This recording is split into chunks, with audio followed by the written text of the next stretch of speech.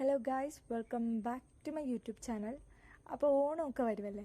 ഓണസദ്യക്ക് ഒട്ടും ഒഴിച്ചുകൂടാൻ പറ്റാത്ത ഒരു കറിയാണ് ഇഞ്ചിക്കറി. ഈ വീഡിയോയിൽ നമ്മൾ ഇഞ്ചിക്കറിയുടെ ഒരു സിമ്പിൾ റെസിപ്പി ആയിട്ടാണ് വന്നിരിക്കുന്നത്. അപ്പോൾ നമുക്ക് എങ്ങനെ ഇഞ്ചിക്കറി ഉണ്ടാക്കാൻ നോക്കാം.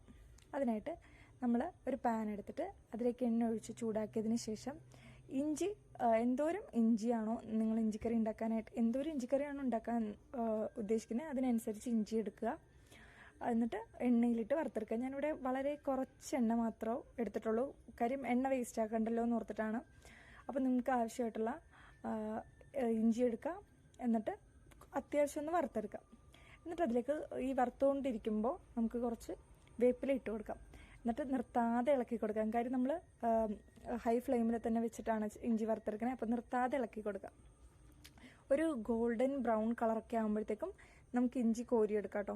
ഇപ്പം നിങ്ങളിപ്പോൾ കൂടുതൽ ഇഞ്ചിക്കറി വെക്കാൻ ആഗ്രഹിക്കുന്നുണ്ടെങ്കിൽ കുറച്ച് കൂടുതൽ ഇഞ്ചി എടുക്കേണ്ടി വരും. കാര്യം നമ്മൾ ഈ ഇഞ്ചി വറുത്ത് പൊടിക്കും, അപ്പോൾ ഒന്നും കൂടി ക്വാണ്ടിറ്റി കുറയും. അപ്പോൾ അതനുസരിച്ച് വേണം എല്ലാവരും എടുക്കാൻ. ഇഞ്ചി ദേ ഇപ്പോൾ അത്യാവശ്യം നമുക്ക് വേണ്ട രീതിയിൽ ആയി കിട്ടിയിട്ടുണ്ട്. ഇനി നമുക്ക് ഇഞ്ചി കോരി വയ്ക്കാം. നമുക്ക് അധികം കരിഞ്ഞു പോകരുത്. അപ്പോൾ നമുക്ക് ഈ ഒരു പാകം ആകുമ്പോഴത്തേക്കും, ഈ ഒരു ബ്രൗൺ ഷെയ്ഡ് ആകുമ്പോൾ തന്നെ നമുക്ക് കോരി മാറ്റി വയ്ക്കാം. നമ്മളിതിലൊട്ടും എണ്ണ വേസ്റ്റ് ആക്കുന്നില്ല. നമ്മൾ ഇഞ്ചി വറുത്ത അതേ എണ്ണയിലേക്ക് തന്നെ ഇനി നമ്മൾ കുറച്ച് സവാളയും കൂടി അതുപോലെ തന്നെ വറുത്തെടുക്കുക. ഇതിൽ സത്യത്തിൽ നമ്മൾ ഇഞ്ചിക്കറിക്ക് സവാള അല്ല കേട്ടോ, ചെറിയ ഉള്ളി, ചുവന്നുള്ളി തന്നെയാണ് നമ്മൾ ഉപയോഗിക്കേണ്ടത്. എനിക്കിപ്പോൾ ചുവന്നുള്ളിയുടെ അവൈലബിലിറ്റി ഇല്ലാത്തത് കൊണ്ടിട്ട് ഞാനിപ്പോൾ സവാള എടുത്തു. നിങ്ങൾക്ക് ചുവന്നുള്ളി തന്നെ എടുക്കാം. അതും പാവയ്ക്ക് എടുത്ത പോലെ നമുക്ക് നന്നായിട്ട് വറുത്തെടുത്തിട്ട് കോരി മാറ്റി വയ്ക്കാം. ഈ ഒരു ഷെയ്ഡ് ആകുമ്പോൾ തന്നെ കോരി മാറ്റി വെക്കണം കേട്ടോ, അല്ലെങ്കിൽ കരിഞ്ഞു പോകും. ബാക്കി വന്ന എണ്ണയിലേക്ക് നമുക്ക്, ആ എണ്ണ ഇനി ചൂടാവാൻ വേണ്ടി നിൽക്കേണ്ട, ചൂടെണ്ണയാണ്. അതിലേക്ക് നമുക്ക് ഒരു ടീസ്പൂൺ ഉലുവ, അതേപോലെ തന്നെ ഒരു ടീസ്പൂൺ കടുകിട്ട് പൊട്ടിച്ചെടുക്കാം.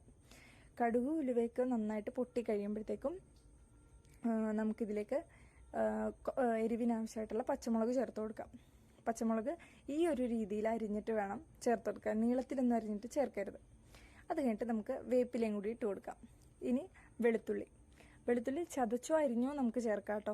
വെളുത്തുള്ളി ഞാനിവിടെ കുറവാണ് എടുത്തിരിക്കുന്നത്. നിങ്ങൾക്ക് കൂടുതൽ വേണമെങ്കിൽ കുറച്ചും കൂടി കൂടുതൽ എടുക്കാം. കാര്യം വെളുത്തുള്ളി എത്ര ഇട്ടാലും നമുക്കത് നല്ലതാണ്. എന്നിട്ട് നന്നായിട്ട് വേപ്പിലയും പച്ചമുളകും വെളുത്തുള്ളിയും എല്ലാം ഒന്ന് മൂപ്പിച്ചെടുക്കാം. ഇളക്കിക്കൊണ്ട് തന്നെ ഇരിക്കുക, നിർത്താതെ. അത്യാവശ്യം ഒന്ന് മൂത്ത് കഴിയുമ്പോഴത്തേക്കും നമുക്ക്, ഇപ്പോൾ അത്യാവശ്യം ഒരു മൂത്തിട്ടുണ്ട്, നമുക്ക് ഓരോ പൊടികളായിട്ട് ഇടാം. ഒരു സ്പൂൺ മല്ലിപ്പൊടി, ഒരു ടീസ്പൂൺ മഞ്ഞൾപ്പൊടി, പിന്നെ നമ്മൾ പച്ചമുളക് ചേർത്തിട്ടുണ്ടെങ്കിലും നമുക്ക് കുറച്ചും കൂടി എരിവ് ആവശ്യമുണ്ടെങ്കിൽ ഒരു സ്പൂൺ കാശ്മീരി ചില്ലി പൗഡറും കൂടി ആഡ് ചെയ്യാം. എന്നിട്ട് നന്നായിട്ട് ഇളക്കാം. ഈ നമ്മൾ ചേർത്ത പൊടികളുടെയൊക്കെ പച്ചമണം മാറുന്നത് വരെ നന്നായിട്ട് മൂപ്പിച്ചെടുക്കണം. അപ്പോൾ നമ്മളിപ്പോൾ ഹൈ ഫ്ലെയിമിലാണെങ്കിൽ ഒന്ന് ലോ ഫ്ലെയിമിലാക്കിയിട്ട് നന്നായിട്ട് ഇളക്കിക്കൊണ്ടിരിക്കുക. ഇതിപ്പോൾ നമ്മൾ ഹൈ ഫ്ലെയിമിലിട്ടിട്ട് ഇളക്കാതിരുന്ന് കഴിഞ്ഞാൽ മസാല കരിഞ്ഞു പോകും. അപ്പോൾ ഇതവിടെ മീഡിയം ഫ്ലെയിമിൽ അല്ലെങ്കിൽ ലോ ഫ്ലെയിമിൽ അത് മൂക്കട്ടെ. അപ്പോഴേക്കും നമ്മളിവിടെ വറുത്ത് വെച്ചിരിക്കുന്ന സവാളയും വറുത്ത് വെച്ചിരിക്കുന്ന ഇഞ്ചിയും കൂടി ഒന്ന് പൊടിച്ചെടുക്കാൻ പോവാണ്. നമ്മൾ നന്നായിട്ട് പൊടിച്ചെടുക്കണം. എന്നിട്ട് നമ്മളിവിടെ മസാല പച്ചമണം മാറാനായിട്ട് മസാല ഇളക്കിക്കൊണ്ടിരിക്കുന്നില്ല. അതിലേക്ക് നമ്മൾ നേരത്തെ കുറച്ച് മുന്നേ പൊടിച്ച് വെച്ചിരുന്ന ഇഞ്ചി വറുത്തതും ഉള്ളി വറുത്തതും നമ്മുടെ സവാള വറുത്തതും പൊടിച്ചത് ഇതിലേക്ക് ഇട്ട് കൊടുക്കാം. എന്നിട്ട് നന്നായിട്ട് ഇളക്കാം.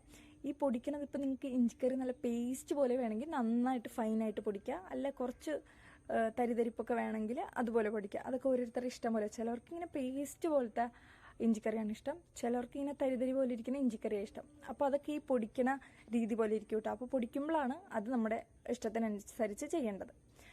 അത് കഴിഞ്ഞ് ഇനി നമുക്കിതിലേക്ക് ഗ്രേവിക്ക് വേണ്ടിയിട്ട് നമ്മളിവിടെ ഇഞ്ചിക്കറിയിലേക്ക് പുളിവെള്ളമാണ് ചേർക്കുന്നത്. നമ്മുടെ വാളൻപുളി പിഴിഞ്ഞ വെള്ളം. അപ്പോൾ നമ്മൾ എന്തോരം ഇഞ്ചിക്കറി ഉണ്ടാക്കാൻ നോക്കുന്നോ, എന്തോരം നമ്മൾ ഇഞ്ചിയൊക്കെ വറുത്ത് പൊടിച്ച് വെച്ചിരിക്കുന്നോ അതനുസരിച്ച് അതൊന്ന് ഗ്രേവി പോലെ ആവാൻ പറ്റുന്ന അത്രയും നമ്മൾ പുളിവെള്ളം ആഡ് ചെയ്യണം. എന്നിട്ട് നിർത്താതെ നന്നായിട്ട് ഇളക്കി കൊടുക്കാം. ആവശ്യത്തിന് മാത്രം പുളിവെള്ളം ആഡ് ചെയ്യുക. ഇത് കൂടിപ്പോകരുത്. ഏകദേശം ഈ ഒരു കൺസിസ്റ്റൻസി ആകുമ്പോഴത്തേക്കും നിർത്തുക. എന്നിട്ട് നന്നായിട്ട് ഇളക്കിക്കൊണ്ടിരിക്കാം. ഇനി ഇതിലേക്ക് നമുക്ക് ചെറിയൊരു അളവിൽ ശർക്കര ചേർത്ത് കൊടുക്കാം. നമ്മുടെ ഇഞ്ചിക്കറിയുടെ ടേസ്റ്റ് കൂടുന്ന ഈ ഒരു പ്രോസസ്സിലാണ് നമ്മൾ ഈ ശർക്കര ചേർത്ത് കൊടുക്കുക. അതൊക്കെ ഓരോരുത്തർ ഇഷ്ടം. കൂടിപ്പോയാലും കുറഞ്ഞു പോയാലും കൊള്ളില്ല. അപ്പോൾ അതൊക്കെ ഓരോ അളവിൽ ചേർക്കാം. ഇതൊന്ന് തിളച്ച് കഴിഞ്ഞാൽ നമ്മുടെ ഇഞ്ചിക്കറി റെഡിയായി. ഇനി നമുക്ക് മധുരം ഒന്ന് ബാലൻസ് ചെയ്യാനായിട്ട്, നമ്മൾ ഇത്ര നേരമായിട്ട് ഉപ്പിട്ടിട്ടില്ല, അപ്പോൾ മധുരം ഒന്ന് ബാലൻസ് ചെയ്യാനായിട്ട് കുറച്ച് ഉപ്പും കൂടി ഇട്ട് കൊടുക്കുക. മധുരം എന്ന് ഞാൻ ഉദ്ദേശിച്ച ശർക്കര ഇട്ടാൽ നല്ല കൂടുതൽ മധുരം ഉണ്ടാവുമെന്നല്ല, എന്നാലും നമുക്ക് ഉപ്പില്ലാത്ത കറിയില്ലല്ലോ. നമ്മളിത് ഈ ലാസ്റ്റ് പ്രോസസ്സിലാണ് നമ്മൾ ഉപ്പ് ചേർത്തത്. അതിൻ്റെ ആവശ്യമുള്ളൂ. ആ ടൈമിൽ നല്ല ടേസ്റ്റൊക്കെ നോക്കിയിട്ട് പാകത്തിന് ഉപ്പ് ചേർത്താൽ മതി. അപ്പോൾ ഇത് തിളച്ച് വരുന്നുണ്ട്. കുറച്ച് നേരം കൂടി തിളച്ചാൽ നമ്മുടെ ഇഞ്ചിക്കറി റെഡിയായി. ഇത്രയും സിമ്പിളായിട്ട് നമ്മുടെ ഓണസദ്യയുടെ മെയിൻ വിഭവമായിട്ടുള്ള ഇഞ്ചിക്കറി നമുക്ക് റെഡിയാക്കാം. എല്ലാവരും വീട്ടിൽ ട്രൈ ചെയ്ത് നോക്കുക. വീഡിയോ ഇഷ്ടമെങ്കിൽ ലൈക്ക് ചെയ്യുക, ഷെയർ ചെയ്യുക, സബ്സ്ക്രൈബ് ചെയ്യുക. Thanks for watching.